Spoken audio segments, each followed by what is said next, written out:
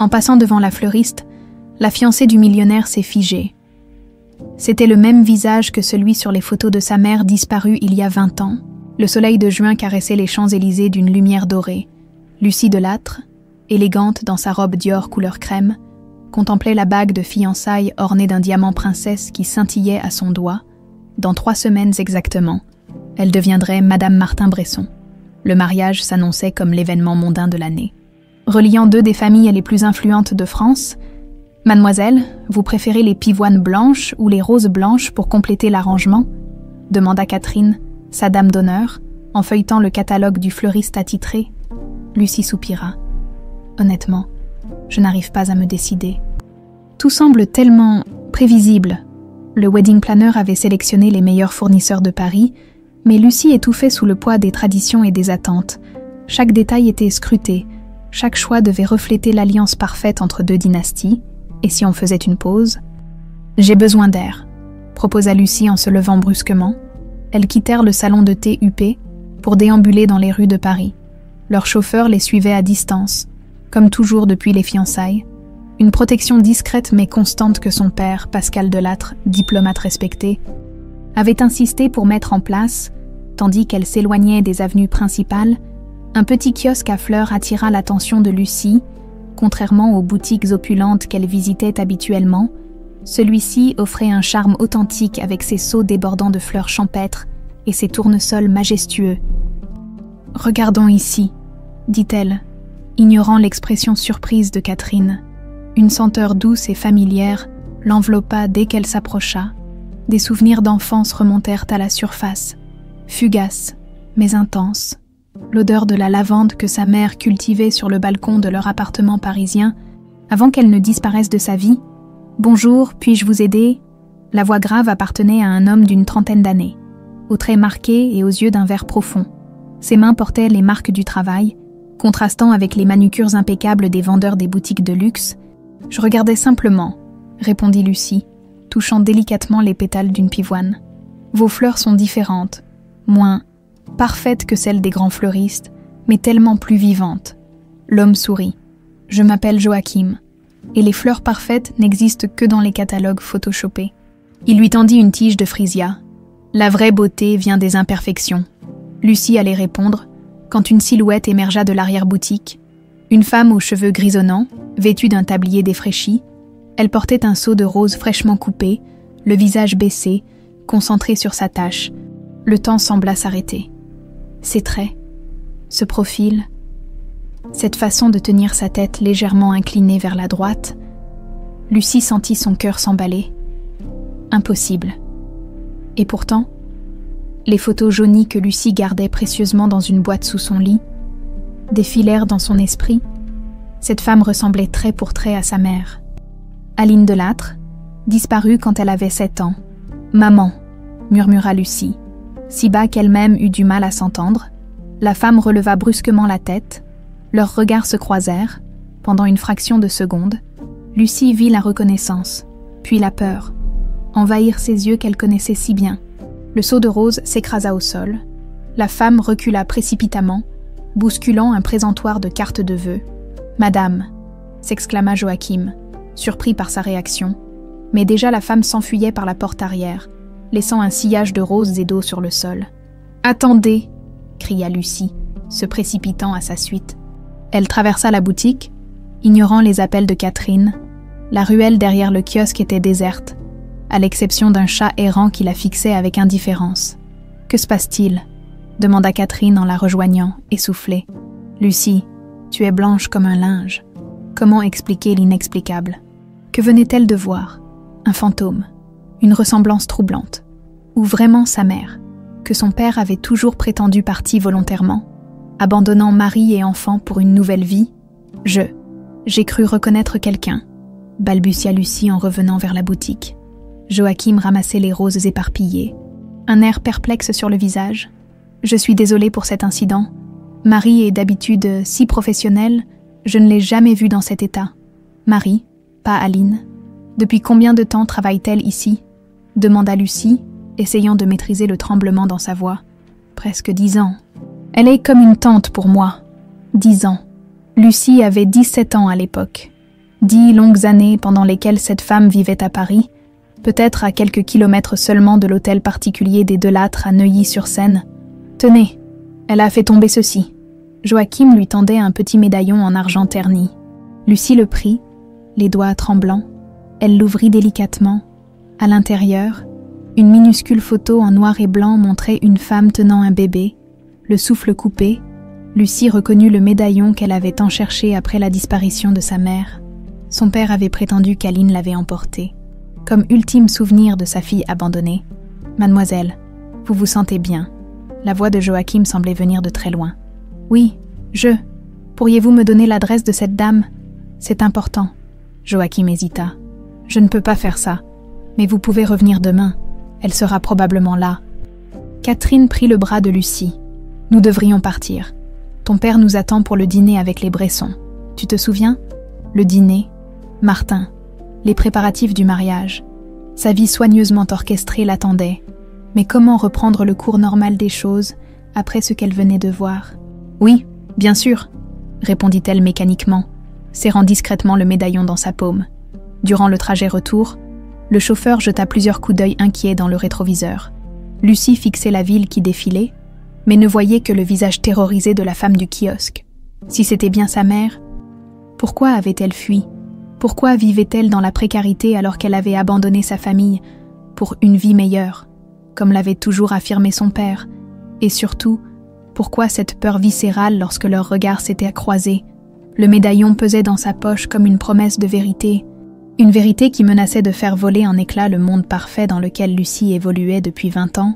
Ce soir, devant les Bressons et son père, elle jouerait la comédie de la fiancée comblée, mais une décision était prise. Elle reviendrait à cette boutique, et elle découvrirait si la femme aux roses était bien Aline Delattre. La vérité, quelle qu'elle soit, ne pouvait plus attendre. Le dîner avec les Bressons s'était éternisé. Lucie avait souri mécaniquement, répondant par automatisme aux questions sur les derniers préparatifs du mariage. Elle n'avait cessé de toucher le médaillon caché dans la poche de sa robe, comme pour s'assurer qu'il était réel. Que cette rencontre n'avait pas été le fruit de son imagination. « Tu étais ailleurs ce soir », remarqua Martin en la raccompagnant jusqu'à la voiture. Grand, élégant dans son costume sur mesure, il incarnait la réussite à la française. « Les préparatifs te fatiguent. »« Un peu, » mentit-elle. « J'ai juste besoin de dormir. » Il l'embrassa tendrement sur le front. « Bientôt ce sera terminé, et nous pourrons enfin respirer. 3 semaines, et tu seras ma femme. 3 semaines. » L'échéance qui, hier encore, représentait l'aboutissement de son existence parfaite, lui apparaissait maintenant comme un compte à rebours menaçant.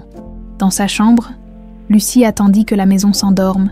Quand le silence régna enfin, elle alluma sa lampe de chevet et examina le médaillon.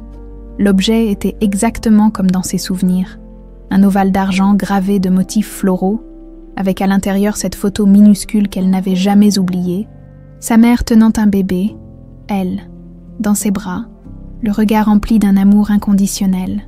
Comment cette femme aimante avait-elle pu abandonner sa fille du jour au lendemain ? Cette version des faits, répétée inlassablement par son père, n'avait jamais sonné juste, mais Lucie, en bonne fille obéissante, avait fini par l'accepter. Jusqu'à aujourd'hui, elle ouvrit son ordinateur et tapa « Marie Fleuriste Paris ». Des centaines de résultats s'affichèrent. Elle ajouta « kiosque », puis essaya diverses combinaisons, sans succès. Cette femme semblait n'exister nulle part sur Internet. Lucie se dirigea vers son dressing et déplaça plusieurs boîtes à chaussures griffées pour atteindre une vieille boîte en carton. À l'intérieur, soigneusement préservés, ses trésors d'enfance, des dessins, des cartes d'anniversaire et quelques photos sauvées des purges régulières de son père. Elle étala les clichés sur son lit.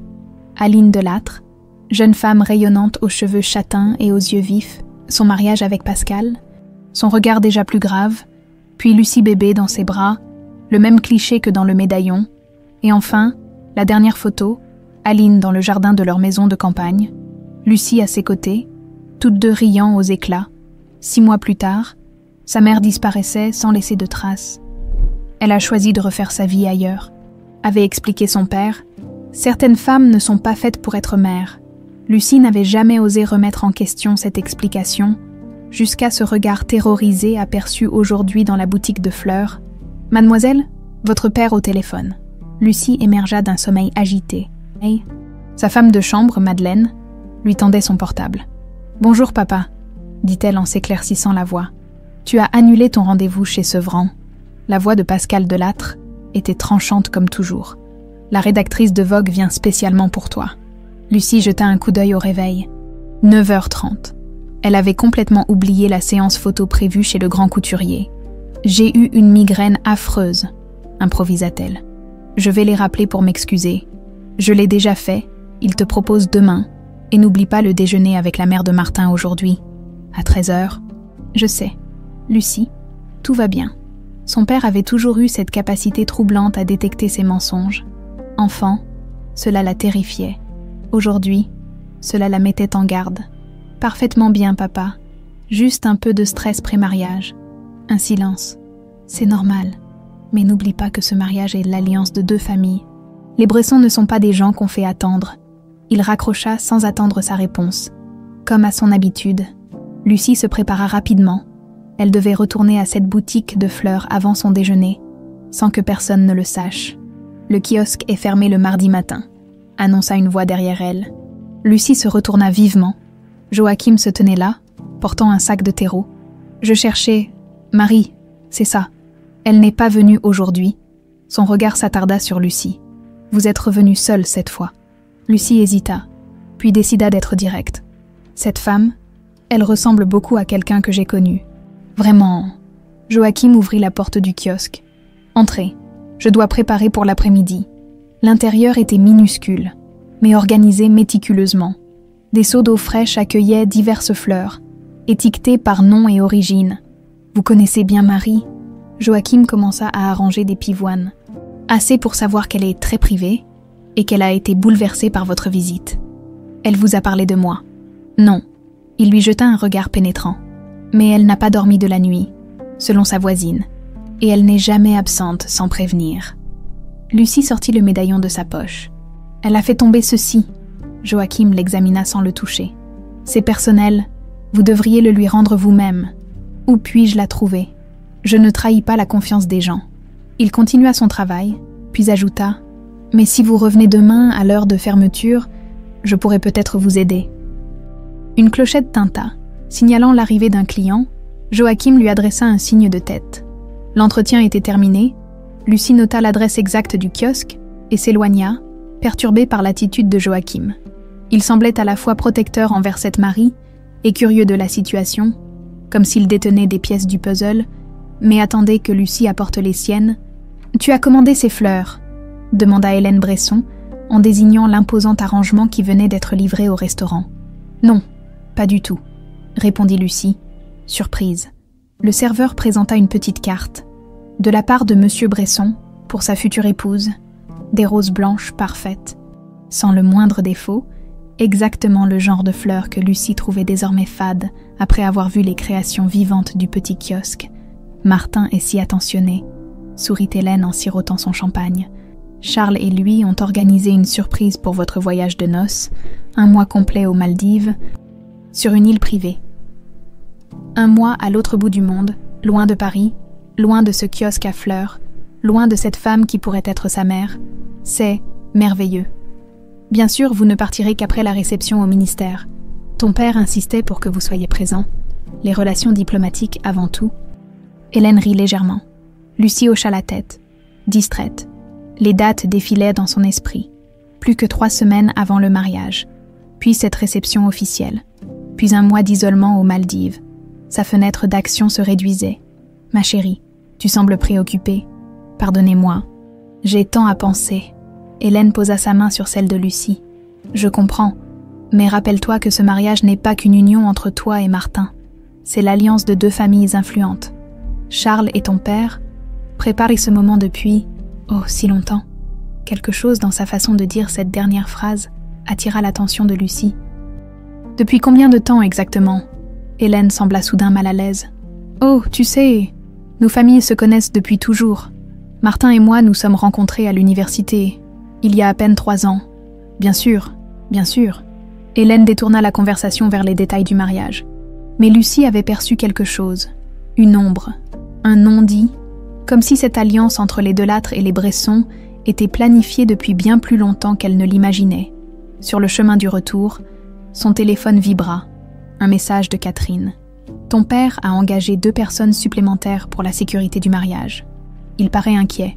Tout va bien. » Lucie éteignit son téléphone, soudain oppressée, la sensation d'être surveillée, dirigée, manipulée.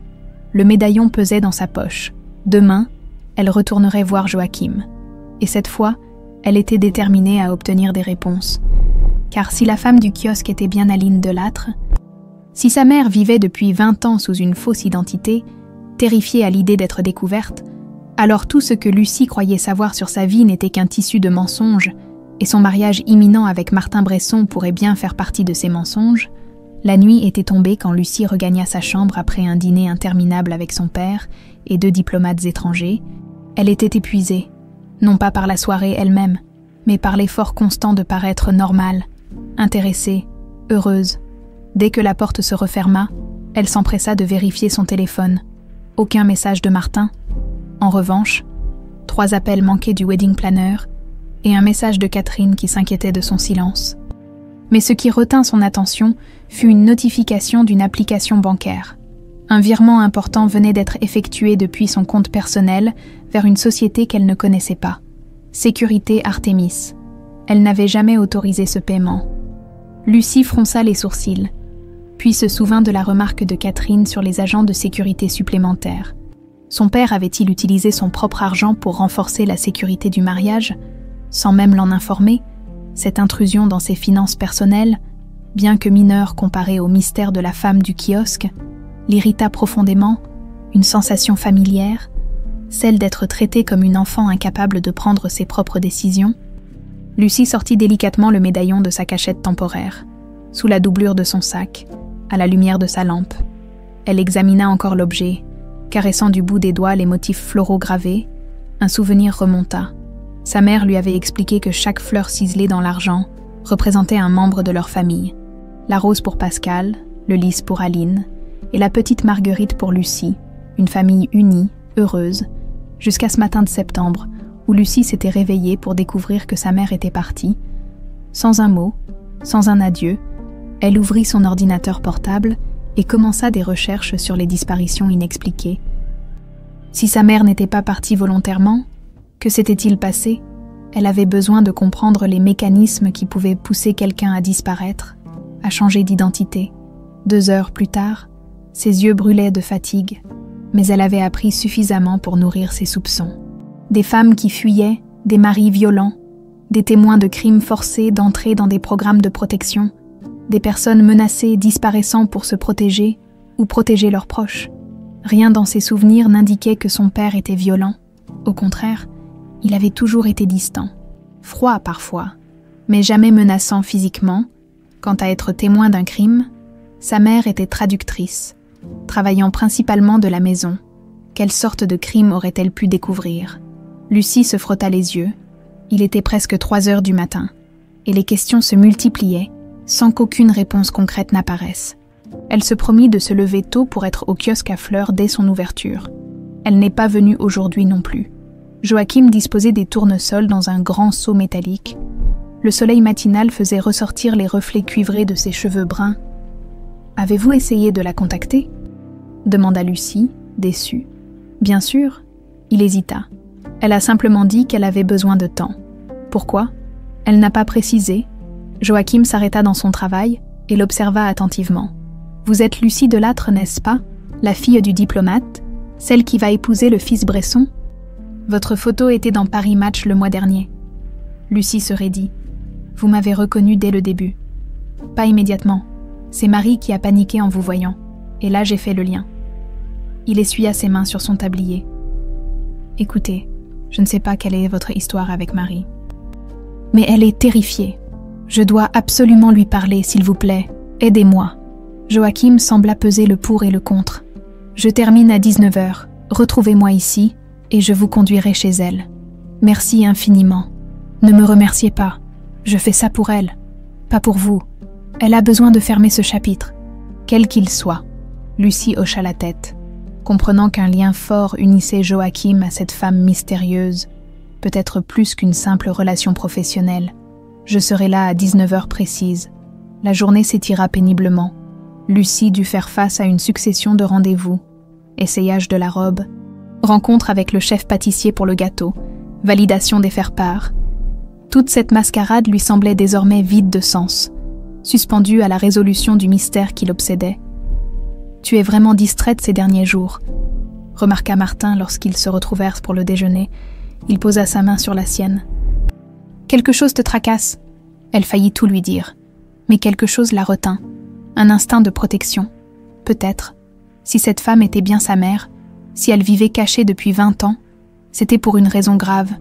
Une raison qui impliquait peut-être la famille de Martin. « Les préparatifs m'épuisent », répondit-elle avec un sourire forcé. « J'ai hâte que tout soit terminé. Mon père a suggéré que nous avancions la date. » « Quoi ? Juste d'1 semaine ? Il doit partir aux États-Unis pour affaires, et il préférerait ne pas manquer notre mariage. » Lucie sentit son cœur s'accélérer. 1 semaine de moins. Le compte à rebours s'accélérait. C'est impossible. Les invitations sont déjà envoyées. La cathédrale est réservée. On peut arranger tout ça. Mon père a une influence considérable. Martin sourit, comme s'il lui offrait un cadeau précieux.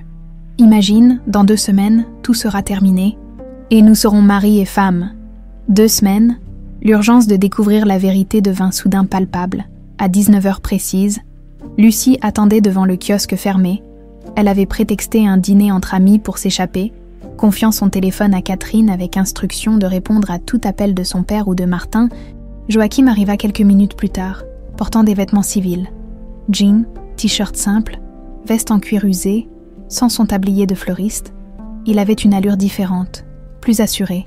« Suivez-moi », dit-il simplement. C'est à 15 minutes à pied. Ils traversèrent des rues de plus en plus étroites, s'enfonçant dans un quartier où les immeubles haussmanniens cédèrent la place à des constructions plus modestes et plus anciennes. « Comment l'avez-vous connu ?» demanda Lucie pour briser le silence. « J'avais 19 ans. Je venais de perdre ma grand-mère, mon seul soutien. Marie m'a embauchée alors que je n'avais aucune expérience. » Il ralentit son pas. « Elle m'a appris le métier, m'a aidé à reprendre mes études en parallèle.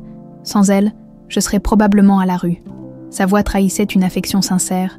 Lucie se demanda si sa mère, si c'était bien elle, avait trouvé en Joachim le fils qu'elle n'avait jamais eu. « La voilà », dit-il en désignant un petit immeuble dont la façade défraîchie contrastait avec le luxe des quartiers que Lucie fréquentait habituellement. Ils montèrent 4 étages par un escalier étroit. Devant une porte en bois simple, Joachim s'arrêta. « Je ne vous accompagne pas. C'est à vous deux de parler. » Il sortit une clé. « Elle m'a donné ça pour arroser ses plantes. Prenez-la. » Lucie hésita. « Elle ne m'attend pas. » « Non, mais elle sait que ce jour viendrait. » Il posa la clé dans sa main. « Appartement 4B. Et quoi qu'elle vous dise, écoutez jusqu'au bout. » Il redescendit, laissant Lucie seule face à la porte qui la séparait potentiellement de sa mère. Le cœur battant, elle inséra la clé dans la serrure et la tourna doucement. L'appartement était modeste, mais chaleureux. Des plantes vertes partout, des livres empilés sur des étagères artisanales et sur un mur entier, des croquis botaniques minutieusement dessinés et annotés. Une présence se fit sentir derrière elle. « Je savais que tu me retrouverais un jour. » Cette voix. 20 ans s'étaient écoulés, mais Lucie l'aurait reconnue entre 1000. Plus grave peut-être, plus fatiguée, mais indéniablement celle qui lui avait chanté des berceuses. Elle se retourna lentement. La femme se tenait dans l'encadrement d'une porte, les mains légèrement tremblantes. Ses cheveux, autrefois d'un châtain lumineux, étaient désormais striés de gris. Des rides marquaient les coins de ses yeux et de sa bouche. Mais c'était elle, sans l'ombre d'un doute. « Maman ?» Le mot s'échappa comme une prière, comme une question, comme une supplique. Aline, pas Marie, s'avança d'un pas et ouvrit les bras. Lucie s'y précipita, laissant 20 années de questions en suspens pour sentir enfin cette étreinte dont elle avait été privée pendant si longtemps. « Ma petite fille », murmura Aline, des larmes silencieuses coulant sur ses joues. « Ma Lucie ». Elles restèrent ainsi enlacées, le temps suspendu. Puis Aline s'écarta doucement, essuya ses larmes d'un revers de main. « Nous n'avons pas beaucoup de temps. Ton père a probablement déjà remarqué ton absence. » La mention de son père ramena Lucie à la réalité. Pourquoi, maman? Pourquoi avoir disparu? Pourquoi? Pourquoi m'avoir abandonnée? Le visage d'Aline se durcit. Je ne t'ai pas abandonnée, Lucie. On t'a arrachée à moi. Elle se dirigea vers une petite commode et en sortit une enveloppe jaunie. Avant tout, tu dois lire ceci. Ensuite, je te raconterai tout. Elle lui tendit l'enveloppe. C'est la lettre que j'ai essayé de te faire parvenir 1 an après ma disparition. Elle m'est revenue avec la mention « destinataire inconnu ». Lucie prit l'enveloppe, sentant qu'elle tenait entre ses mains la clé de tout ce mystère, les réponses qui changeraient à jamais sa perception de son passé, de son présent, et peut-être même de son avenir avec Martin. « Lila », insista doucement Aline.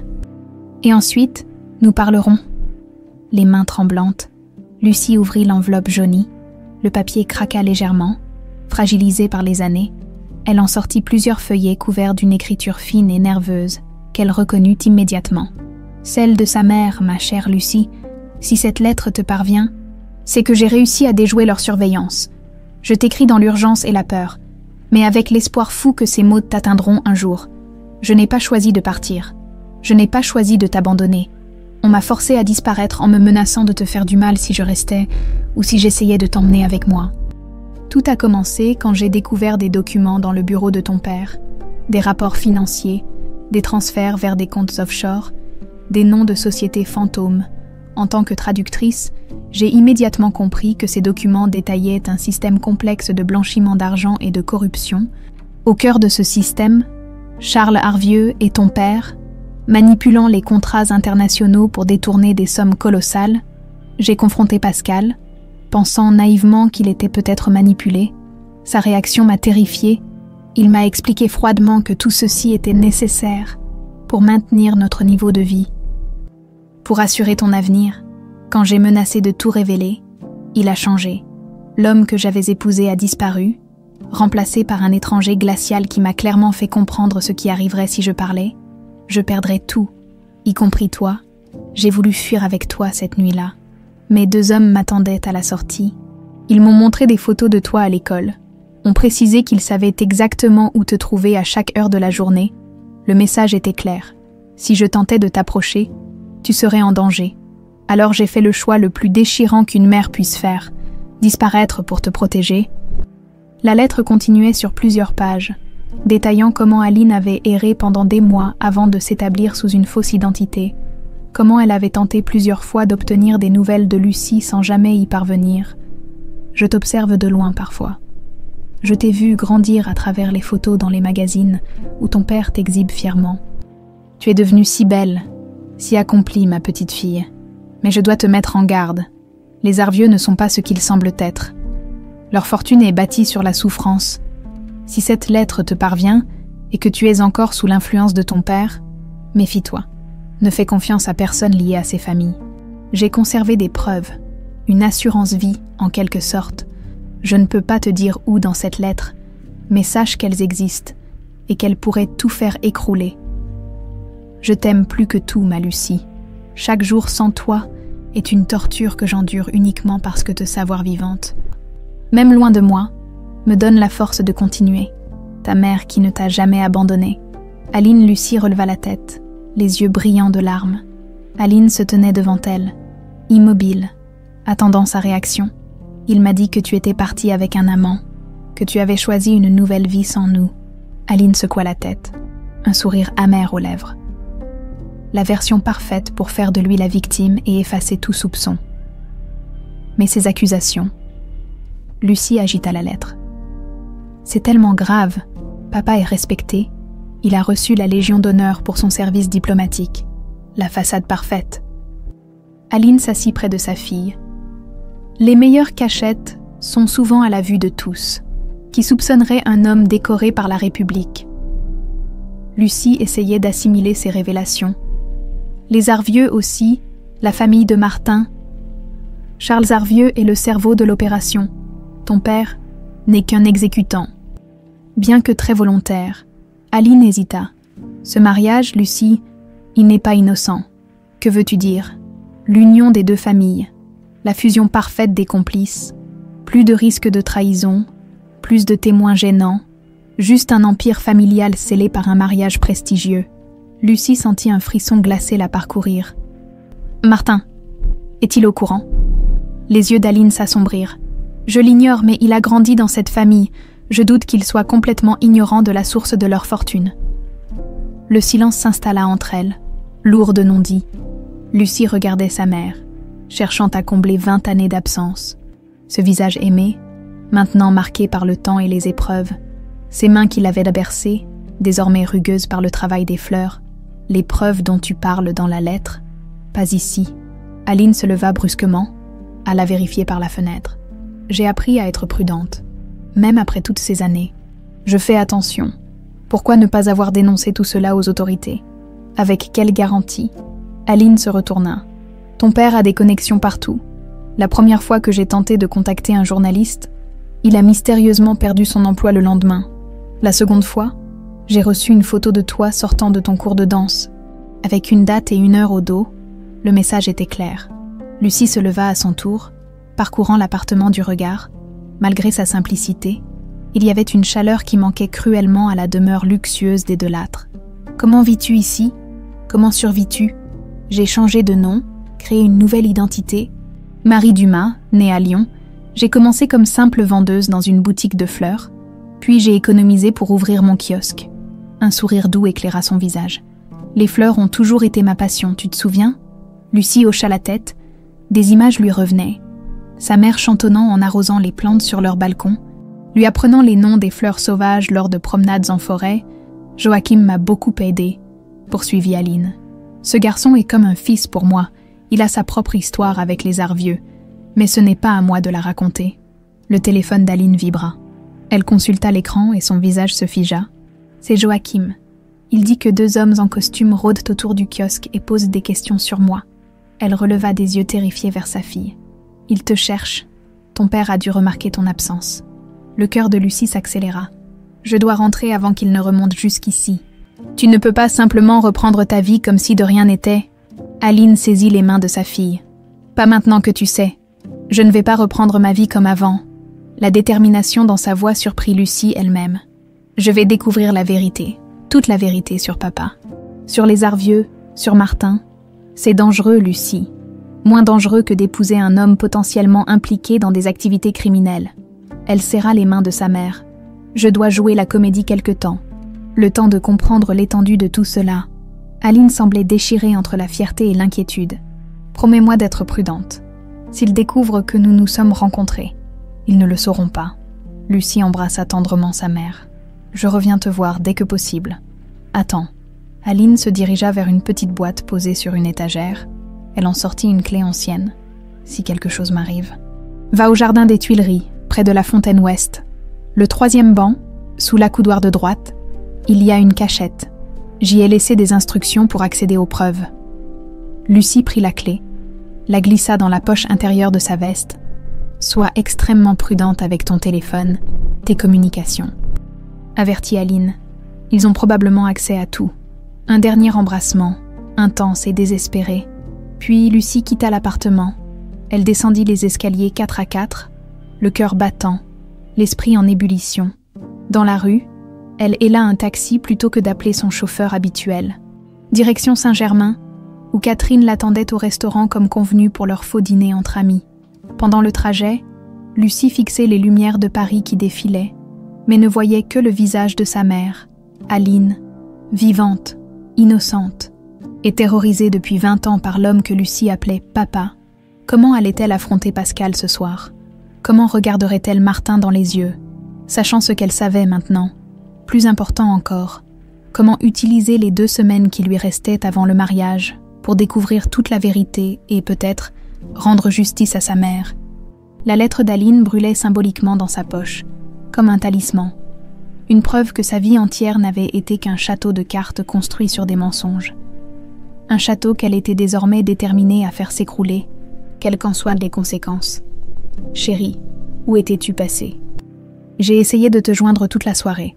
Martin l'attendait dans le hall de la résidence Delattre. Un verre de whisky à la main. Il était près de minuit. Lucie avait réussi à rejoindre Catherine au restaurant, récupérer son téléphone et élaborer une histoire cohérente pour justifier son absence. Désolée, mon portable était en silencieux pendant le dîner. Lucie s'efforça de sourire normalement, consciente que chaque expression pouvait la trahir. Tu n'étais pas censée être à Lyon ce soir. Je suis rentrée plus tôt. Ton père m'a appelé, inquiet. Martin s'approcha, l'embrassa légèrement. Il a dit que tu avais annulé plusieurs rendez-vous importants pour le mariage. J'avais besoin d'une soirée entre filles. La pression est intense. Ce n'était pas un mensonge, juste une vérité partielle. Martin la scruta. Pour la première fois, Lucie se demanda ce qui se cachait derrière ces yeux bleus qu'elle avait tant admirés. Était-il complice des manigances de leurs parents, ou simplement un pion comme elle l'avait été ? « Viens, asseyons-nous. » Il la conduisit vers le petit salon. « J'ai une proposition à te faire. » La pièce était vide, mais Lucie sentait presque la présence invisible de son père, depuis sa rencontre avec Aline. La maison entière lui semblait hostile, comme un décor de théâtre cachant des pièges. « Je t'écoute. » « Partons. » Martin prit ses mains. « Tout de suite, avant le mariage. Juste toi et moi. »« Quoi ? » « J'ai vu ton désarroi ces derniers jours, cette pression. » Il esquissa un geste vague. « Prenons l'avion demain pour les Maldives. Marions-nous là-bas, juste nous deux. On annoncera la nouvelle au retour. » Lucie observa Martin avec une nouvelle lucidité. Cette proposition tombait trop à point nommé, l'éloigner de Paris, l'isoler, et abandonner la cérémonie à la cathédrale, le dîner au ministère. Elle retira doucement ses mains. « Ton père serait furieux, le mien aussi. Ils comprendront. » Martin se leva, légèrement agité. « Je veux juste t'épargner tout ce cirque. »« Martin. » Lucie hésita, puis décida de tester ses réactions. « Connais-tu une société appelée Artemis Sécurité ?» Le léger tressaillement de sa paupière n'échappa pas à Lucie. « Pourquoi cette question ? Mon père a effectué un virement depuis mon compte personnel vers cette société sans mon autorisation. » Martin se resservit un verre, tournant le dos à Lucie. « Ton père est très méticuleux concernant la sécurité. Avec ta position sociale, c'est normal. » Ce n'était pas ma question. Il se retourna, son visage lisse à nouveau composé. « C'est une filiale discrète du groupe de mon père. Sécurité privée haut de gamme. Une filiale des Arvieux. Bien sûr, » Lucie sentit un frisson la parcourir. Ces hommes qui cherchaient sa mère, qui la surveillaient probablement elle-même, étaient employés par la famille de son fiancé. « Je vois. » Elle se leva, feignant la lassitude. « Je suis épuisée, Martin. Réfléchissons à ta proposition. Demain, d'accord. » Il acquiesça, mais quelque chose dans son regard avait changé. Une vigilance nouvelle, comme s'il évaluait Lucie sous un jour différent. « Bien sûr, repose-toi. » Il l'embrassa sur le front. « Je t'aime, Lucie. N'oublie jamais ça. » Ces mots, autrefois source de bonheur, résonnèrent maintenant comme un avertissement. Après une nuit agitée, Lucie se réveilla avec une résolution. Elle devait en savoir plus sur Joachim et son lien avec les Arvieux, prétextant des emplettes personnelles. Elle réussit à échapper à son escorte habituelle et se rendit directement au kiosque à fleurs. Joachim y travaillait seul, arrangeant des orchidées dans une composition sophistiquée. « Je dois vous parler », dit-elle sans préambule. « Ma mère a mentionné que vous aviez votre propre histoire avec les Arvieux. » Joachim lança un regard circulaire, puis retourna l'écriteau de la boutique sur « Fermé ». « Suivez-moi ». Il la conduisit dans l'arrière-boutique exiguë. L'espace était impeccablement rangé, avec des outils de fleuriste soigneusement alignés et des carnets de croquis empilés. « J'ai rencontré votre mère il y a 11 ans. » Joachim s'assit sur un tabouret, invitant Lucie à faire de même. « J'avais perdu ma grand-mère, ma seule famille. Aline, Marie, comme je la connaissais alors, m'a offert ce travail. Mais les Arvieux, un voile de douleur passa sur son visage. Mon grand-père, Antoine Valois, était un brillant homme d'affaires. Il a fondé Valois Investment dans les années 70, devenant l'un des financiers les plus respectés de Paris. » Il marqua une pause. Charles Arvieux était son associé. Lucie sentit son cœur s'accélérer. Que s'est-il passé ? En 1987, mon grand-père a découvert des irrégularités dans leur compte offshore. Des sommes importantes disparaissaient, détournées par Arvieux. Il a menacé de le dénoncer. Le regard de Joachim se durcit. Une semaine plus tard, il mourait dans un accident de voiture. Tous ses documents compromettants avaient mystérieusement disparu de son coffre. Et la société ? Arvieux a prétendu que mon grand-père lui avait vendu ses parts avant sa mort. Il a produit des documents que personne n'avait jamais vus. Ma grand-mère a tenté de contester, mais... Il haussa les épaules. Les Arvieux ont des relations partout. L'affaire a été classée. Vous êtes donc... Le petit-fils et héritier légitime d'Antoine Valois, oui, mais légalement, je ne suis rien. Joachim Blanchard, orphelin élevé par sa grand-mère, fleuriste de profession. Il sourit amèrement. Du moins, c'est ce qu'il croit. Lucie comprenait maintenant le lien qui unissait sa mère et Joachim, 2 victimes des mêmes prédateurs. Vous avez des preuves. Des fragments. Ma grand-mère avait conservé certains documents personnels de mon grand-père. Des notes, des rendez-vous, rien de suffisant pour un tribunal, mais assez pour commencer à reconstituer le puzzle. Joachim la fixa intensément. Puis j'ai rencontré votre mère, et nos pièces du puzzle ont commencé à s'emboîter. Martin m'a proposé de partir immédiatement pour les Maldives, de nous marier là-bas, loin de tout. Le visage de Joachim se crispa. Ils savent, ou du moins, ils soupçonnent quelque chose. Que dois-je faire? Jouer leur jeu, gagner du temps. Il sortit un petit carnet de sa poche. J'ai besoin que vous fassiez quelque chose pour moi, dans le bureau de votre père. Cherchez tout document concernant Fondation Artémis ou Projet Hermès. Ce sont des noms récurrents dans les notes de mon grand-père, liés aux activités d'Arvieux. Lucie hocha la tête, la gorge serrée par l'angoisse et une étrange excitation. Je vais essayer. Joachim la regarda longuement, comme s'il évaluait quelque chose. Pourquoi faites-vous cela, Lucie? Vous risquez votre confort, votre sécurité, votre avenir. La question l'a pris au dépourvu. Ma mère a vécu cachée pendant 20 ans par peur de ces hommes. Ils m'ont volé mon enfance avec elle. Sa voix se raffermit. Et puis, je refuse d'être complice, même par ignorance. Un silence s'installa, chargé d'une complicité naissante. Nous devrions établir un moyen de communication sûr, dit finalement Joachim. Vos appels, vos messages sont probablement surveillés. Il lui tendit un téléphone prépayé basique. Utilisez-le uniquement en dehors de chez vous. Loin des caméras, mon numéro est enregistré. Leurs doigts se frôlèrent lors de l'échange. Un contact bref, mais qui envoya une décharge électrique dans le bras de Lucie. Elle croisa son regard. Il eut la même surprise. « Je dois y aller », dit-elle précipitamment. « On me cherche sûrement déjà. Soyez prudente. » Joachim hésita, puis ajouta « Et méfiez-vous de Martin. Il n'est pas aussi innocent qu'il veut le paraître. » Lucie n'eut pas besoin d'attendre longtemps pour confirmer les soupçons de Joachim. En rentrant, elle trouva Martin dans le bureau de son père, les 2 hommes penchés sur des documents qu'ils s'empressèrent de ranger à son arrivée. « Lucie !» Son père se leva, faussement jovial. « Où étais-tu passée ? Shopping de dernière minute. » Elle désigna les sacs qu'elle avait achetés pour donner du crédit à son alibi. « Martin, je ne savais pas que tu serais là. » Ton fiancé s'inquiétait, intervint Pascal Delattre. « Nous tous. » D'ailleurs, ces escapades impromptues ne te ressemblent pas. Il y avait une tension palpable dans la pièce.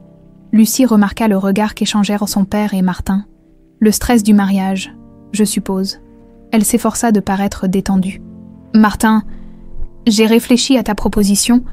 C'est tentant. Mais je ne peux pas décevoir nos invités. Ce mariage est important pour nos familles. N'est-ce pas ?» Un soulagement presque imperceptible détendit les traits de Martin. « Bien sûr, chérie. C'était juste une idée. D'ailleurs, continua Lucie en s'approchant nonchalamment du bureau, j'ai quelques questions concernant le contrat de mariage. Mon notaire a mentionné des clauses sur la fondation Artémis. » Un silence glacial tomba sur la pièce. Son père se figea, la main sur un dossier. « Ton notaire devrait s'en tenir aux documents que nous lui avons fournis, » répondit-il sèchement.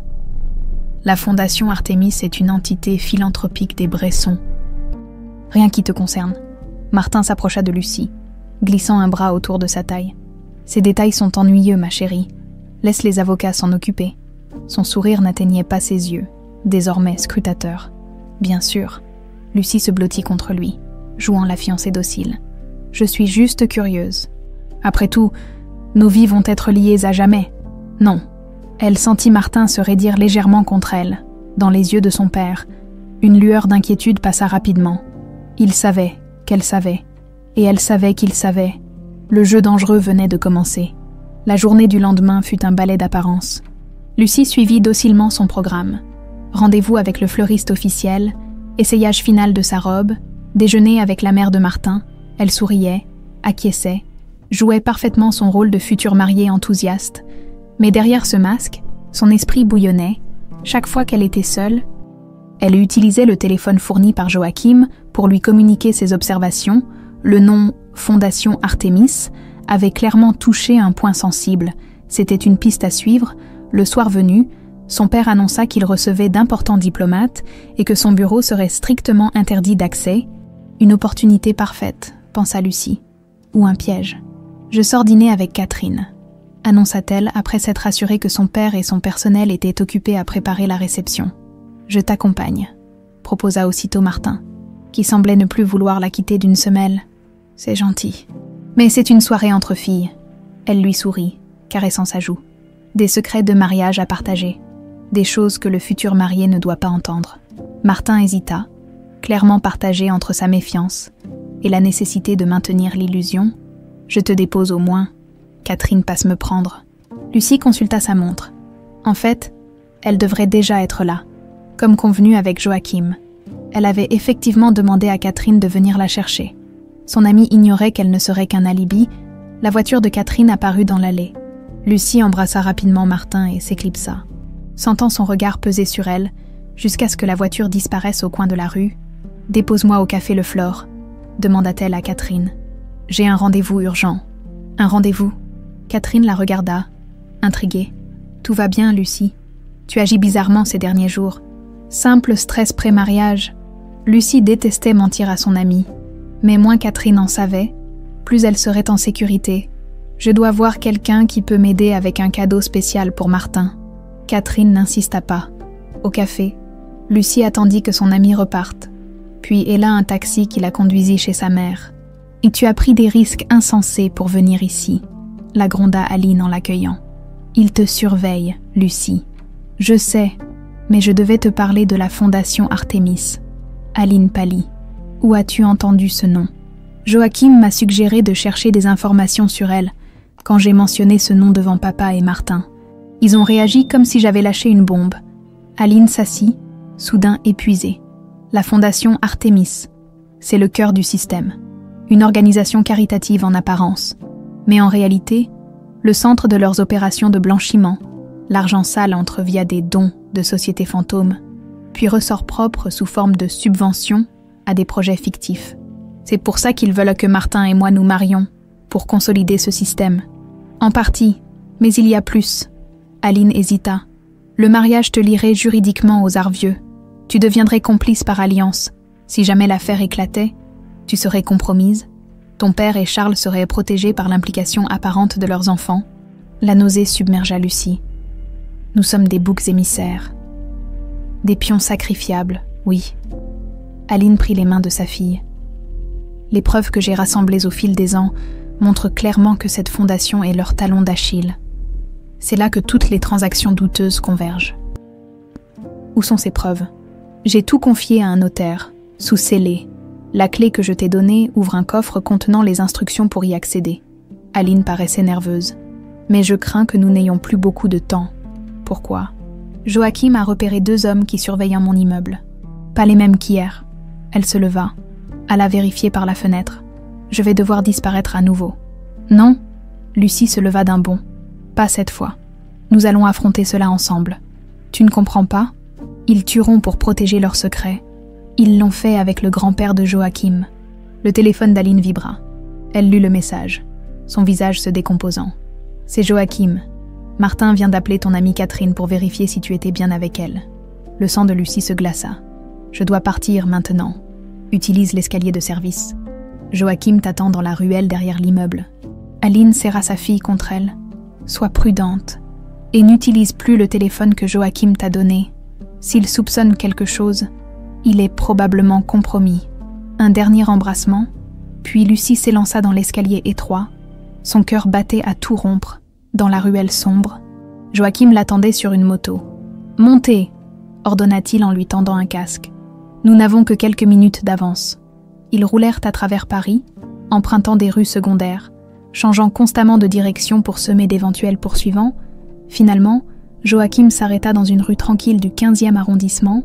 « Nous serons en sécurité ici un moment. » dit-il en l'entraînant vers un petit immeuble sans prétention. L'appartement où il la conduisit était spartiate. Un canapé, une table, quelques chaises. Sur un mur entier s'étalait un tableau complexe reliant photos, documents et notes manuscrites avec des fils colorés. « Mon enquête sur les arts vieux », expliqua-t-il en voyant son regard. 10 ans de travail. Lucie s'approcha, fascinée. Des visages qu'elle reconnaissait, Charles Arvieux, son père, d'autres hommes d'affaires et politiciens qu'elle avait croisés lors de réceptions étaient connectés à des sociétés, des transactions, des événements. « C'est énorme », murmura-t-elle. « Et encore incomplet. » Joachim lui tendit un verre d'eau. « La fondation Artémis est la pièce centrale, mais nous manquons de preuves concrètes. Les documents de votre mère pourraient être décisifs. » Lucie sortit la clé qu'Aline lui avait confiée. « Pour accéder à ces documents, nous devons d'abord trouver les instructions cachées au jardin des Tuileries. Pas ce soir. » Joachim secoua la tête. « Les Tuileries seront le premier endroit qu'ils surveilleront si votre mère est compromise. » Compromise ? La panique envahit Lucie. « Vous pensez qu'il pourrait l'avoir ? » Non. Joachim posa une main rassurante sur son bras. « Votre mère sait se cacher. Elle a survécu 20 ans. Mais nous devons être prudents. » Il s'assit face à elle. « Martin sait que vous n'êtes pas avec Catherine. Il va alerter votre père. Vous devez décider maintenant. Continuer à jouer la comédie ou disparaître comme votre mère l'a fait. » La perspective de disparaître, de tout abandonner, la terrifiait. Mais l'alternative, retourner dans cette maison, prétendre que tout allait bien, épouser un homme impliqué dans des activités criminelles, était tout aussi insupportable. Si je disparais, ils sauront que je sais, ils redoubleront de vigilance. Et rendant l'accès aux preuves impossible, Lucie réfléchit intensément. Je dois retourner, jouer l'innocente, prétendre que j'ai simplement eu besoin d'espace. C'est dangereux, moins que de fuir maintenant. Elle se leva, déterminée. Le mariage est dans 13 jours. C'est notre échéance. Son téléphone personnel, qu'elle avait gardé éteint, vibra soudain. Un message de Martin. « Où es-tu ? Ton père est furieux. Je suis inquiet. Rappelle-moi immédiatement. Je dois inventer une excuse. Dites-lui que vous avez rencontré un ancien ami, que vous aviez besoin de parler à quelqu'un d'extérieur à votre cercle, avant de faire ce grand pas. » Joachim la fixa intensément. Restez proche de la vérité. Les meilleurs mensonges contiennent toujours une part de vérité. Lucie composa le numéro de Martin, prenant une profonde inspiration. « Martin, c'est moi.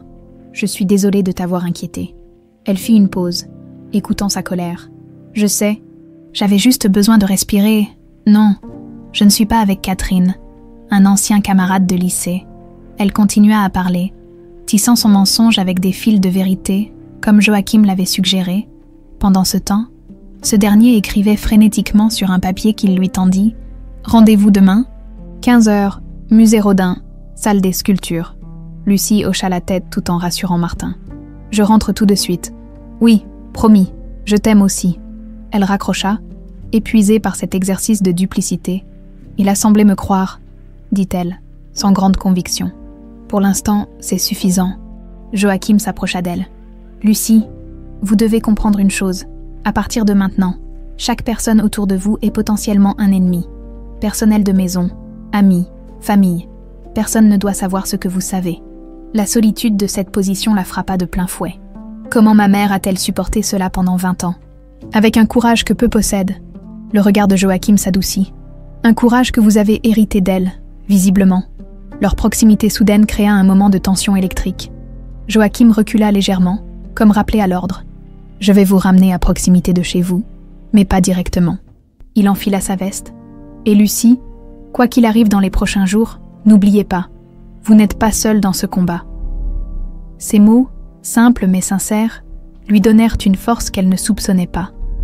Pour la première fois depuis sa rencontre avec sa mère, Lucie sentit que peut-être, juste peut-être, la justice était possible, même face aux hommes les plus puissants de France.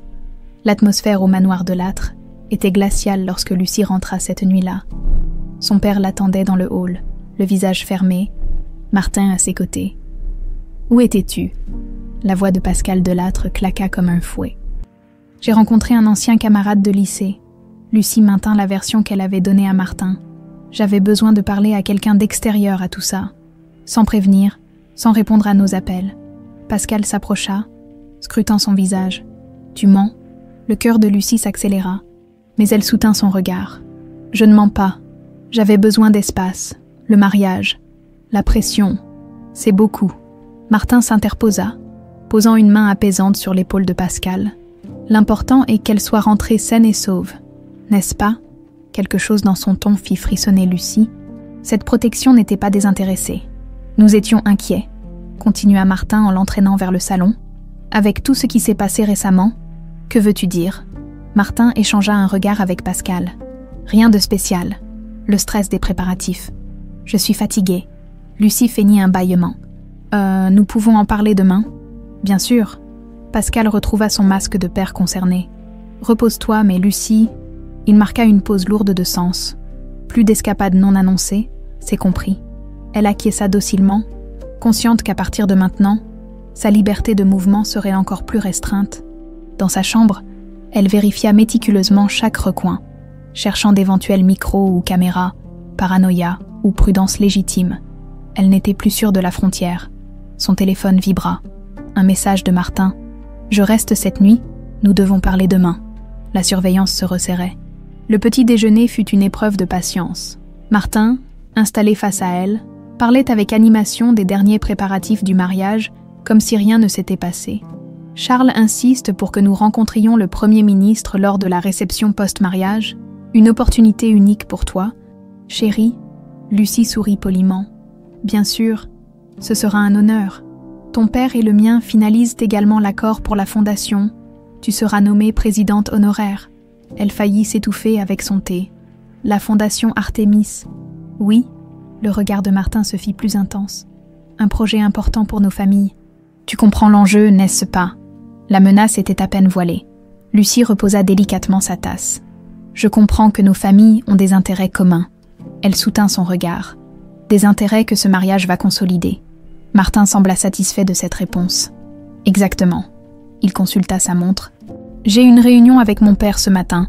Je passerai te prendre pour le dîner chez les Monteil. » Une fois Martin parti, Lucie s'empressa de préparer sa sortie pour son rendez-vous avec Joachim.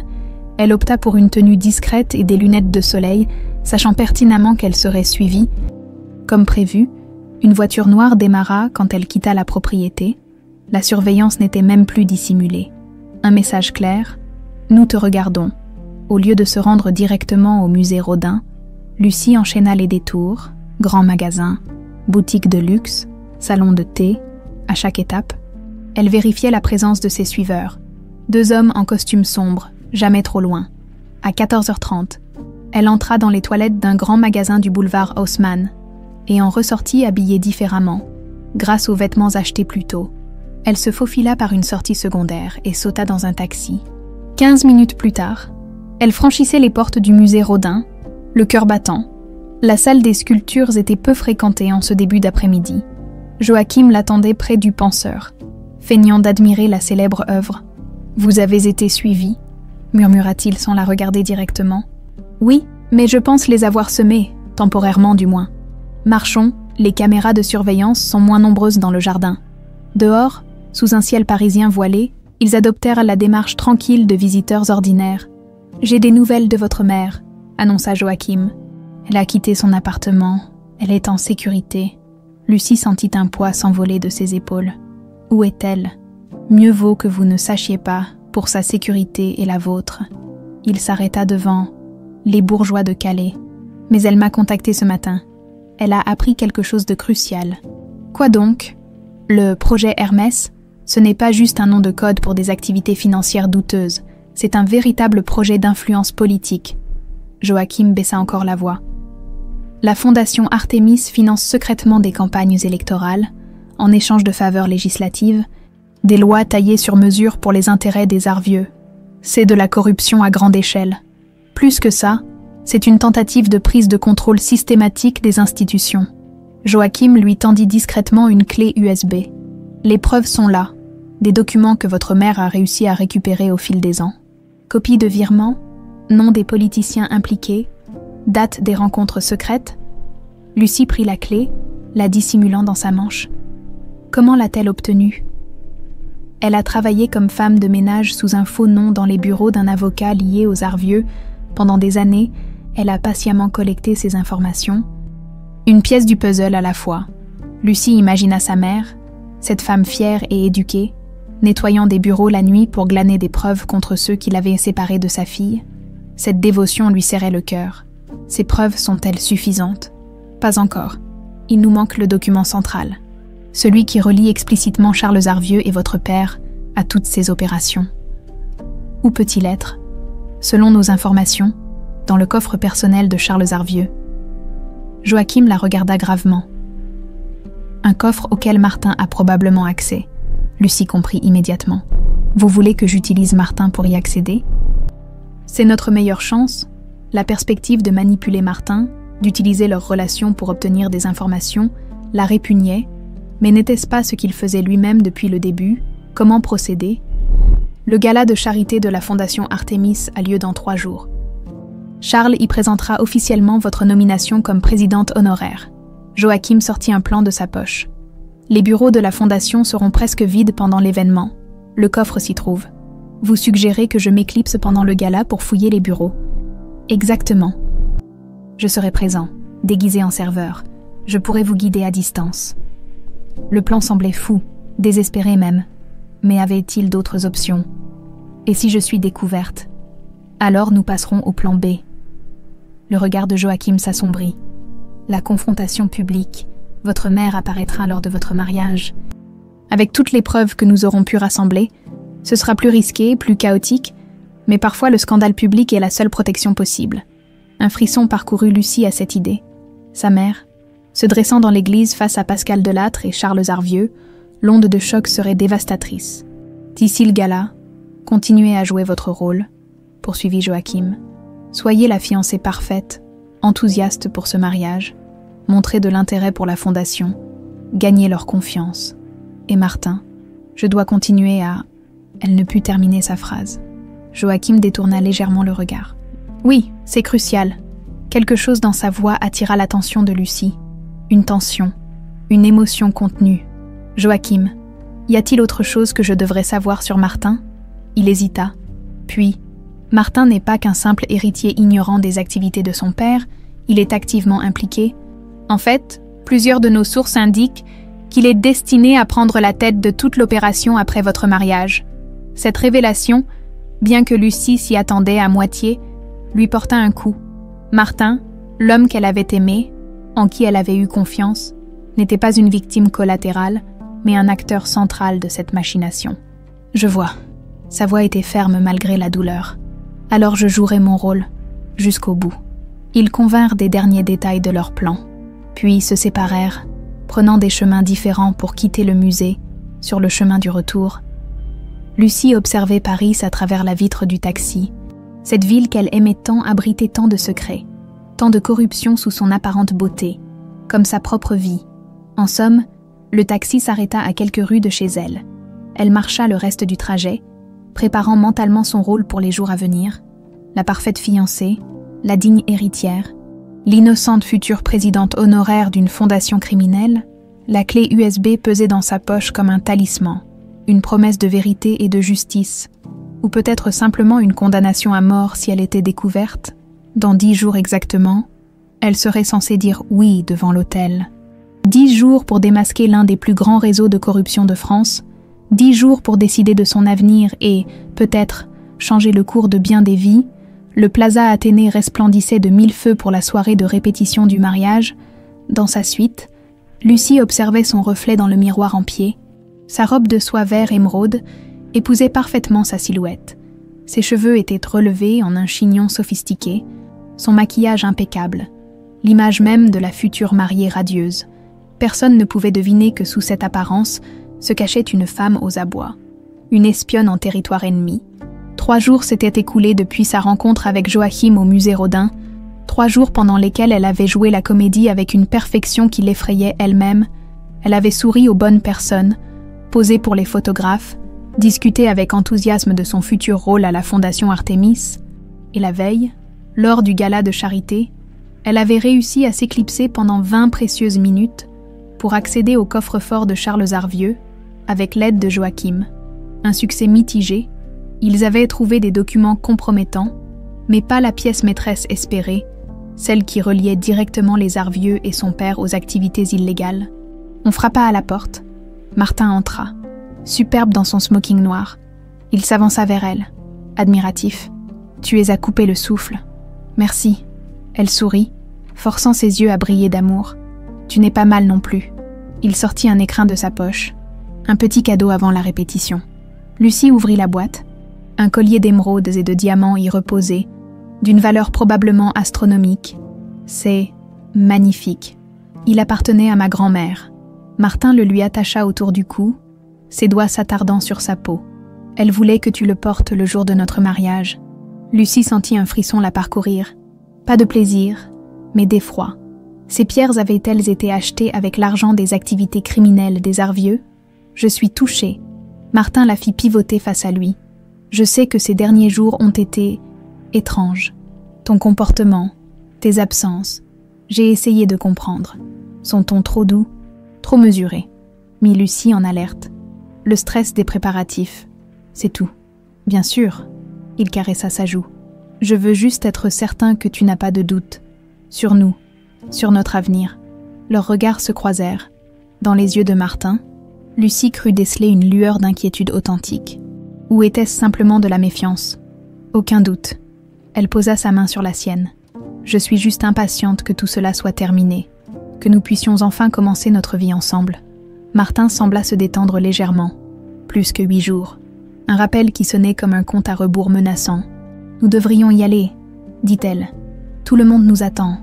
La salle de réception du plaza a été transformée en une version miniature de ce que serait le banquet de mariage. 150 invités triés sur le volet, contre les 600 prévus pour le jour J, étaient présents pour cette répétition générale. Les familles de Lattre et Arvieux au grand complet, des diplomates, des industriels, quelques politiciens de premier plan, un concentré de pouvoir et d'influence. Lucie progressait dans la salle au bras de Martin, saluant les invités avec un sourire pratiqué. Elle repéra son père en grande conversation avec Charles Arvieux et le ministre de l'économie, un trio qui, à la lumière de ce qu'elle savait maintenant, prenait une dimension sinistre. Lucie, ma chérie, Hélène Arvieux, la mère de Martin, s'approcha dans un nuage de parfums coûteux. Ce collier te va à ravir. J'étais certaine qu'il serait parfait sur toi. Merci, Madame Arvieux. Hélène, je t'en prie, nous serons bientôt de la même famille. Elle baissa la voix. Ton père m'a parlé de tes escapades récentes. Si tu as besoin de parler à quelqu'un, je suis là. Le mariage peut être intimidant, surtout un mariage comme le vôtre. L'inquiétude semblait sincère, ce qui désarçonna Lucie.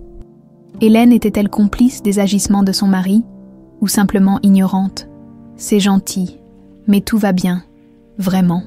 Charles Arvieux les rejoignit, imposant dans son costume sur mesure, les 2 plus belles femmes de la soirée. Il embrassa sa femme, puis Lucie. Alors, prête pour le grand jour.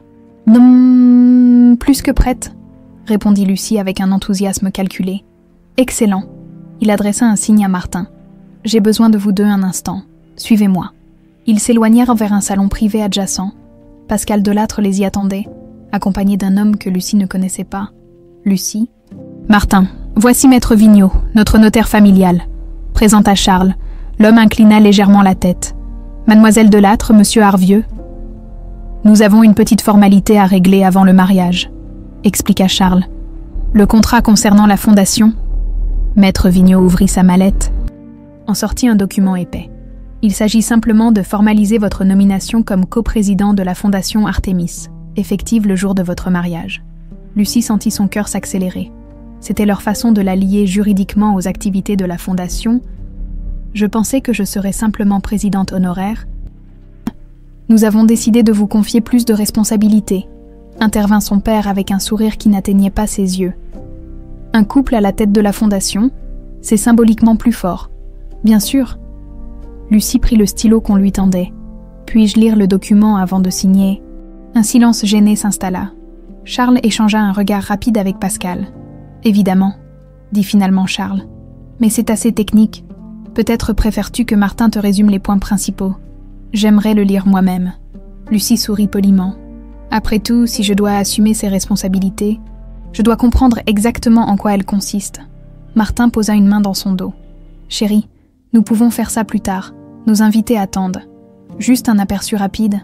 Elle saisit le document, commençant à le feuilleter, derrière le langage juridique complexe, elle repéra plusieurs clauses troublantes.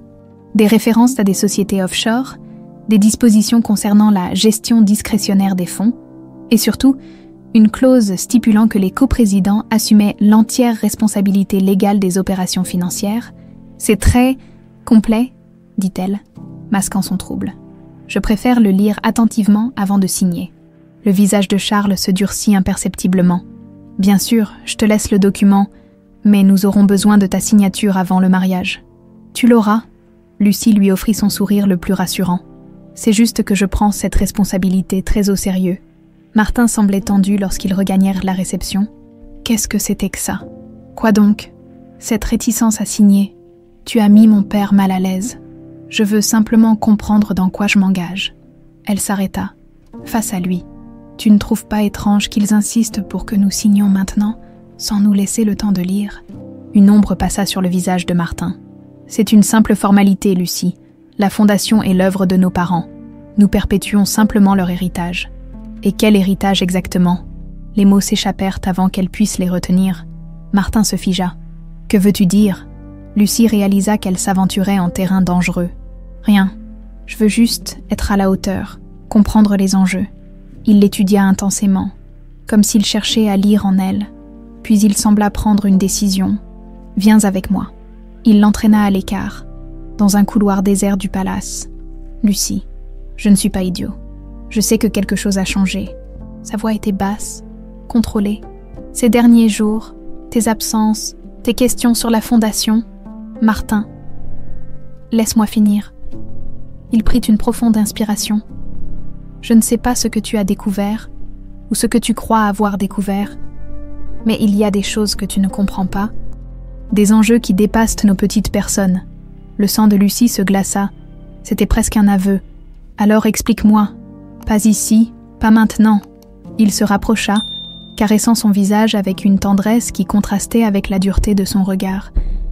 Mais sache une chose, si tu cherches à nuire à ma famille, à la tienne, tu le regretteras.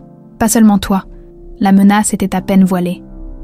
Est-ce que tu me menaces, Martin? Je te mets en garde. Par amour. Il l'embrassa légèrement. Signe le contrat. Épouse-moi. Tout se passera bien. Un serveur apparut au bout du couloir. Lucie reconnut Joachim, déguisé avec une perruque et des lunettes. Monsieur, madame, on vous demande pour le toast. Martin hocha la tête, sans prêter attention au serveur. Nous arrivons.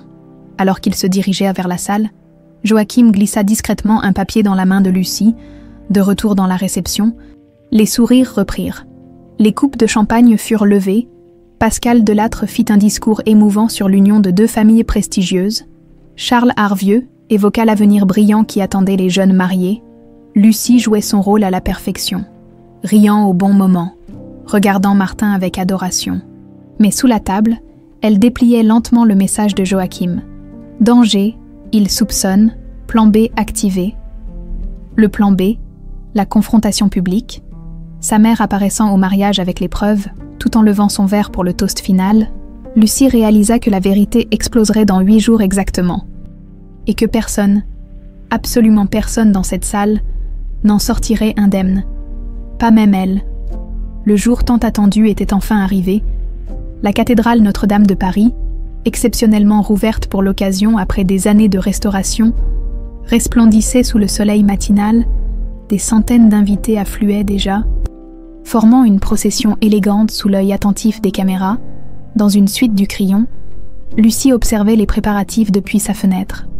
Sa robe de mariée, une création Dior d'une valeur inestimable, était suspendue comme un fantôme blanc. 600 invités, 3 ministres, un ancien président, des diplomates, des industriels, le mariage de l'année, titrait la presse, l'union parfaite de 2 dynasties françaises, parfaite, sauf qu'elle ne se produirait jamais. Les 7 derniers jours avaient été un tourbillon de tension. Après la soirée de répétition, Martin était devenu son ombre, ne la quittant presque plus. Une surveillance déguisée en sollicitude. Quant à son père, il oscillait entre froideur suspicieuse et affection forcée. Lucie avait signé le contrat de la fondation, comme il l'exigeait, Mais ce document n'aurait bientôt plus aucune valeur.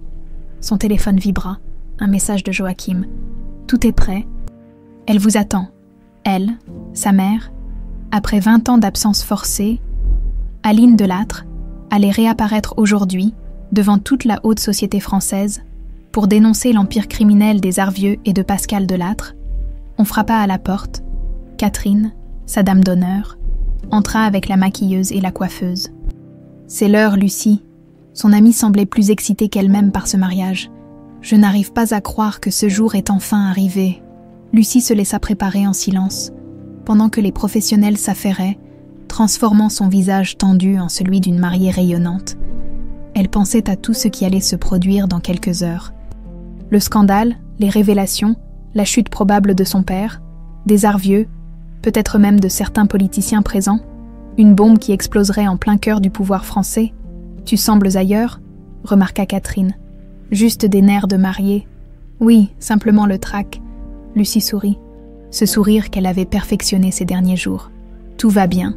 Lorsque les préparatifs furent terminés, elle se contempla dans le miroir.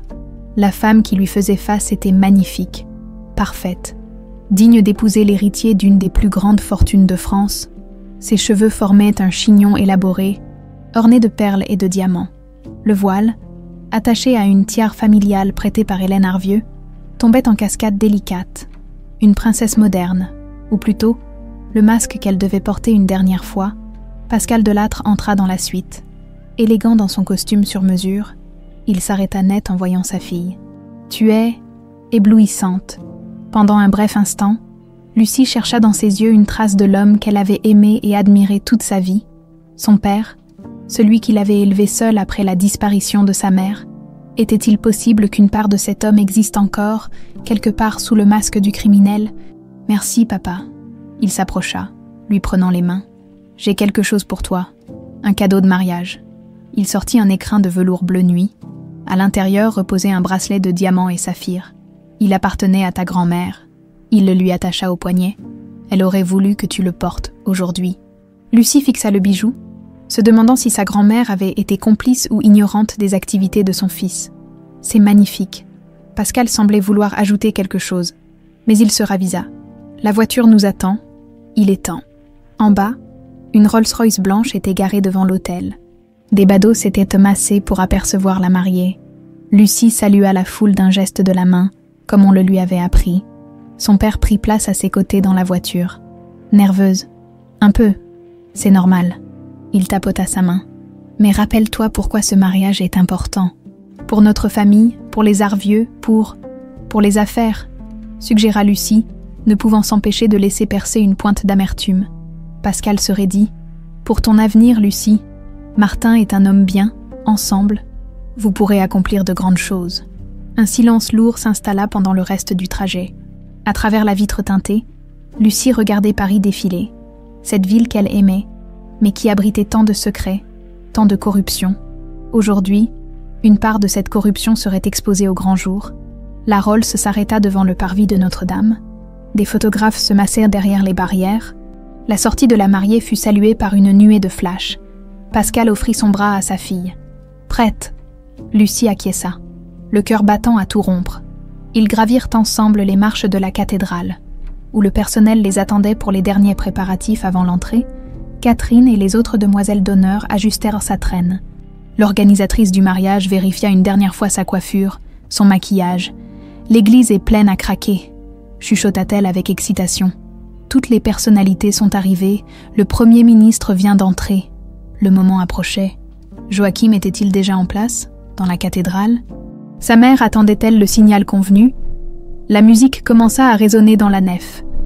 La marche nuptiale de Wagner, comme le voulait la tradition. « C'est notre signal », murmura son père en lui offrant à nouveau son bras. Lucie respira profondément, son dernier moment en tant que Lucie Delattre.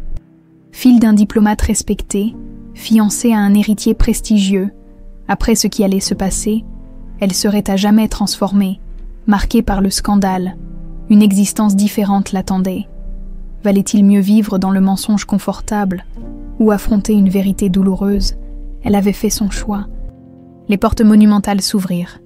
L'allée centrale de Notre-Dame s'étendait devant elle. bordée de fleurs blanches et de rubans dorés. Au bout, devant l'autel, Martin l'attendait, superbe dans son costume noir. À ses côtés, son père, Charles Arvieux, droit et fier. La foule se leva comme un seul homme. Des centaines de visages se tournèrent vers elle. Admiratifs, les caméras tournaient, capturant chaque seconde de ce moment historique. Lucie commença à avancer au bras de son père, au rythme de la musique. Chaque pas la rapprochait non pas de son futur mari, mais de l'instant où tout basculerait. Elle chercha Joachim du regard. Il était là, discrètement positionné près d'une porte latérale, déguisé en photographe officiel. Leurs yeux se croisèrent brièvement, et il inclina imperceptiblement la tête. Tout était en place. À mi-chemin de l'allée, Lucie aperçut un mouvement sur le côté. Une silhouette familière se tenait dans l'ombre d'un pilier. Sa mère, presque méconnaissable avec sa perruque blonde et ses lunettes, mais bien présente, les battements de son cœur s'accélérèrent encore. Elle reporta son attention sur Martin. Son visage affichait un sourire parfait, mais ses yeux restaient vigilants, calculateurs. Il la jaugeait, même en cet instant supposé être le plus romantique de leur vie. Ils atteignirent enfin l'hôtel. Pascal plaça la main de sa fille dans celle de Martin, puis recula d'un pas. « Tu es magnifique », murmura Martin. « Merci », répondit-elle dans un souffle. L'archevêque commença la cérémonie. Sa voix solennelle résonnait sous les voûtes de la cathédrale, parlant d'amour éternel, de fidélité, d'engagement, des mots qui sonnaient creux dans ce contexte, pensa Lucie. Quelle ironie que ce soit dans ce lieu sacré que des hommes ayant bâti leur fortune sur le mensonge et la corruption cherchaient à sceller leur alliance. Les prières et les lectures se succédèrent, puis vint le moment que tous attendaient. Martin Bresson Arvieux, voulez-vous prendre pour épouse Lucie Aline Delattre, ici présente? Oui, je le veux. La voix de Martin était claire, assurée. L'archevêque se tourna vers Lucie. Et vous, Lucie Aline Delattre, voulez-vous prendre pour époux Martin Bresson Arvieux, ici présent? Le silence se fit dans la cathédrale. Tous les regards convergèrent vers elle, attendant le « oui » qui scellerait cette union prestigieuse.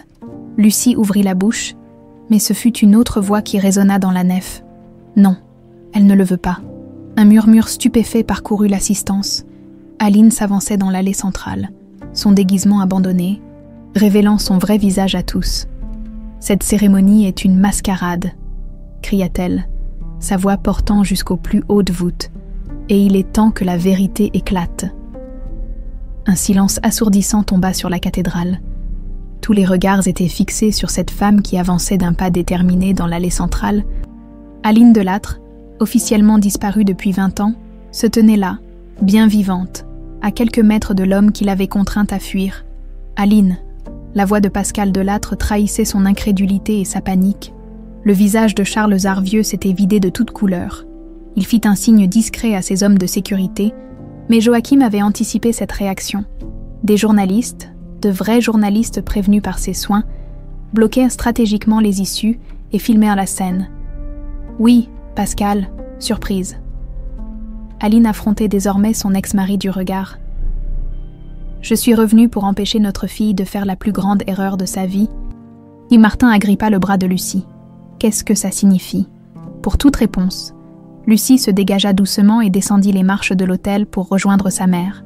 Côte à côte, la ressemblance entre elles était frappante malgré les années. « Mesdames et messieurs », commença Aline d'une voix forte, « je vous prie de m'excuser pour cette interruption, mais ce mariage est une farce, une union arrangée pour consolider un empire criminel bâti sur la corruption, le blanchiment d'argent et le chantage. » Des exclamations choquées s'élevèrent dans l'assistance.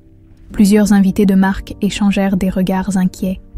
Charles Arvieux s'avança, tentant de reprendre le contrôle. Cette femme est dérangée. Elle a abandonné sa famille, il y a des années. Ces accusations sont des délires. Vraiment. Aline fit un signe à Joachim, qui s'approcha avec une mallette. J'ai ici des documents prouvant que la fondation Artémis, prétendument caritative, sert en réalité à blanchir des millions d'euros, des preuves de corruption impliquant plusieurs hauts fonctionnaires présents dans cette cathédrale. Pascal Delattre descendit précipitamment les marches. « Aline, ne fais pas ça. Tu ne comprends pas les conséquences.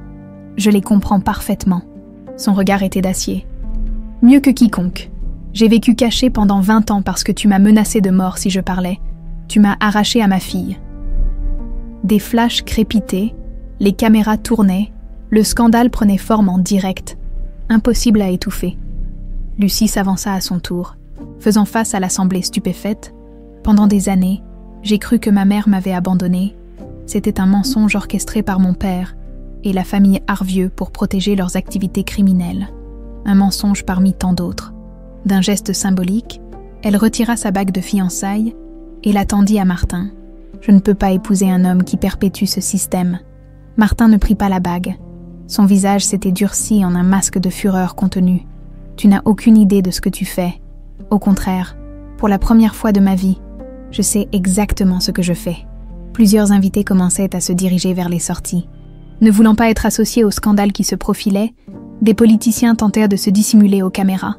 Charles Arvieux, voyant son empire s'effondrer en direct, tenta une dernière manœuvre. Cette femme est une criminelle. Elle a volé des documents confidentiels, usurpé une identité pendant des années. Pour échapper à vos menaces, répliqua Aline. Parce que j'avais découvert comment vous utilisiez la position diplomatique de mon mari pour faciliter vos opérations de blanchiment international. Elle se tourna vers l'Assemblée. J'ai les preuves de tout, des documents signés par Charles Arvieux et Pascal Delattre, détaillant leurs opérations via la Fondation Artémis et le projet Hermès. À la mention de ce dernier nom, plusieurs personnalités politiques présentes se levèrent précipitamment. Joachim s'approcha de Lucie, se plaçant à ses côtés en soutien silencieux. Martin le reconnut immédiatement. « Toi, le fleuriste ?» Ses yeux s'écarquillèrent de compréhension. « Valois, tu es Joachim Valois. » En effet, le petit-fils d'Antoine Valois, que ton père a spolié avant de provoquer l'accident qui l'a tué, Joachim se tenait droit, sans peur. La justice arrive parfois lentement, mais elle arrive. Les forces de l'ordre, alertées par les journalistes, commençaient à pénétrer dans la cathédrale. Pascal Delattre, comprenant que tout était perdu, tenta une dernière fois d'atteindre sa fille. « Lucie, tu ne peux pas faire ça à ta propre famille. »« Ma famille. » Lucie le fixa avec une tristesse mêlée de détermination. « Tu as détruit notre famille il y a 20 ans quand tu as forcé maman à disparaître, quand tu as choisi la corruption plutôt que l'amour. » D'un geste délibéré, elle déchira symboliquement un pan de sa robe de mariée. « Je ne suis plus ta marionnette. » Les policiers s'approchèrent de Charles et Pascal. Un officier supérieur s'avança. « Messieurs, nous avons reçu des informations concernant de graves accusations. Nous devons vous demander de nous accompagner pour répondre à quelques questions. » Charles lança un regard furieux à Martin. « Fais quelque chose. » Mais Martin, évaluant rapidement la situation, choisit de sauver sa propre peau. « Je ne savais rien de tout ça. Les affaires de mon père ne me concernent pas. » Cette trahison ultime fit vaciller Charles. Les policiers les escortèrent, lui et Pascal, hors de la cathédrale sous les flashs incessants des photographes. Martin tenta de s'approcher de Lucie une dernière fois. « Nous pouvons encore arranger les choses. Je n'étais pas impliqué dans leur magouille. Nous pourrions repartir à zéro, loin d'ici. »« Non, Martin, c'est fini. » Elle se détourna de lui, rejoignant sa mère et Joachim, qui l'attendaient près de la sortie. Ensemble, ils quittèrent Notre-Dame sous les questions des journalistes, laissant derrière eux le chaos d'un empire qui s'effondrait. 6 mois plus tard, Lucie contemplait Paris depuis la terrasse d'un petit appartement dans le quartier de Montmartre. L'automne parait la ville de teintes dorées. Un nouveau départ après la tempête médiatique qui avait secoué tout le pays. L'affaire Delattre-Arvieux, comme l'avaient baptisé les médias, avait révélé l'un des plus grands réseaux de corruption de l'histoire récente française. Pascal Delattre et Charles Arvieux attendèrent leur procès en détention provisoire. Martin, après avoir tenté de fuir le pays, avait été arrêté à l'aéroport d'Orly avec des valises remplies de cash. Plusieurs politiciens avaient démissionné. D'autres faisaient l'objet d'enquêtes. Quant à Lucie et sa mère, elles avaient créé ensemble la fondation Rose de l'Aube, dédiée à l'aide aux femmes victimes de violences et aux personnes contraintes de vivre cachées pour échapper à des menaces. Leur histoire, devenue symbole d'espoir et de résistance, avait inspiré d'autres victimes à sortir de l'ombre. « À quoi penses-tu » demanda Aline en la rejoignant sur la terrasse. 2 tasses de thé à la main. À tout ce chemin parcouru, Lucie accepta la tasse avec gratitude. Ah, comme la vie peut changer en si peu de temps. Pour le mieux cette fois. Elles savourèrent ce moment de paix, cette complicité retrouvée après tant d'années perdues. Un bruit de pas les fit se retourner. Joachim apparut, portant un bouquet de fleurs fraîches pour leur petit appartement. Depuis la tempête médiatique, il était resté à leur côté. devenant bien plus qu'un allié. Les avocats ont appelé, annonça-t-il. La restitution des biens des Valois est officiellement en cours. Le tribunal a reconnu la fraude. C'est merveilleux, s'exclama Aline. Joachim s'approcha de Lucie, un sourire timide aux lèvres. Leur relation, née dans l'adversité, avait grandi doucement au fil des mois, sans précipitation. « J'ai quelque chose pour toi », dit-il en sortant un petit écrin de sa poche. Il l'ouvrit, révélant un anneau simple mais élégant, fait d'argent patiné. C'était la bague de ma grand-mère. J'ai fait fondre son ancienne alliance pour en créer une nouvelle. Lucie le regarda, émue. « Joachim, je sais que c'est modeste. » Elle l'interrompit d'un baiser. « C'est parfait. Exactement ce qu'il me faut. Authentique, comme toi. » Aline observait la scène avec des larmes de joie silencieuses. Ce n'était pas la vie qu'elle avait imaginée pour sa fille 20 ans plus tôt. Mais c'était une vie vraie, bâtie sur l'honnêteté et le courage. Joachim passa l'anneau au doigt de Lucie, puis se tourna vers Aline. « Avec votre bénédiction, tu l'as depuis longtemps. » Elle sourit, émue. « Vous méritez ce bonheur. » Le soleil déclinait sur Paris, parant le ciel de teintes roses et dorées. Une nouvelle aube se profilait pour eux trois, comme pour les femmes que leur fondation aidait chaque jour. La douleur du passé avait finalement fleuri en justice, en amour et en espoir d'un nouveau départ.